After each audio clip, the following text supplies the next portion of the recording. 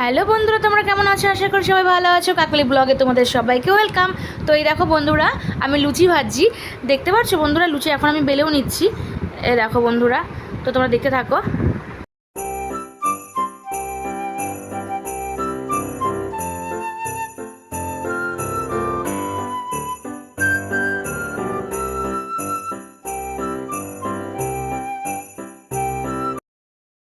দেখতে পাচ্ছ বন্ধুরা, দেখো আমি লুচিটা এখন ভেজে নিচ্ছি, আর এবং আমি কয়েকটা লুচি ভেজেও ফেলেছি। আর আমি একা একাই বেলছি বন্ধুরা, যেহেতু আমার তো সঙ্গে কেউ নেই যে সে আমাকে হেল্প করবে। তো এই দেখো বন্ধুরা, অনেকগুলো ভেজেছি লুচি। আমাদের বাড়িতে কিছু গেস্ট এসেছে, তো তাই জন্যেই কিছু আয়োজন করেছি যেটুকু পেরেছি। দেখো একা হাতেই লুচি বেলছি, একা হাতেই ভাজছি, একা হাতেই সব কিছু করছি। একা মানুষ থাকলে যেটা হয় আর কি বন্ধুরা, তো অনেকের বাড়িতে এরকম আছে। তো এই দেখো বন্ধুরা, আমি অনেকগুলো লুচি ভেজে নিয়েছি, অনেকটা, আর কিছুটা রেখেও দেবো। আর মানে যদি লাগে তো পরে আবার ভেজে নেবো গরম গরম। ঠান্ডা হয়ে গেলে তো লুচি খেতে ভালো লাগে না, তো এই জন্যেই আমি অল্প অল্প করে ভেজে নিচ্ছি। এবং এই দেখো বন্ধুরা, আমার ছোটো ছেলে বলছে আমি একটা ভাজবো মা, মানে বেলে দাও। আমি বললাম না না, তুই ভাজতে পারবি না। আমি বললাম তুই একটু একটু করে বেলে নে। এই দেখো বেলবে, আমি একটা লুচি ওকে ভেজে দেবো, নাহলে কিছুতেই শুনছিল না। আর দেখেছো বন্ধুরা, আমার প্রত্যেকটা লুচি কত সুন্দর ফুলেছে। তোমাদের সঙ্গে তো সবই শেয়ার করছি, তোমরা দেখতেই পারছো এত সুন্দর ময়ানটা হয়েছিল, যার জন্য লুচিগুলো ফুলছে প্রত্যেকটা। এই দেখো আমার সোনা কত খুশি, ওর লুচিটাই আমি এখন ভেজে দেবো।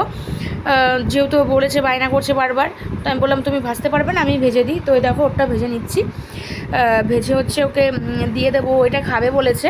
তো তারপর আমাদের বাড়িতে যারা গেস্ট এসেছে, তো তাদেরকেও আমি পরিবেশন করব, মানে কিছু খাবার দেবো ওদেরকে।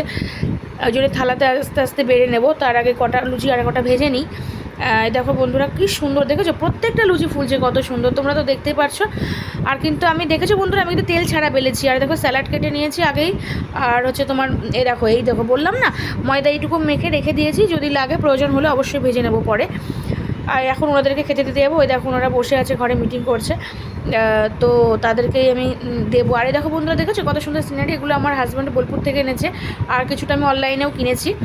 এই দেখো এখানে এইগুলো আমি কিছু কিছু জিনিস অনলাইন থেকে কিনেছি, আর পুরীর থেকে কিছু জিনিস এনেছিলাম।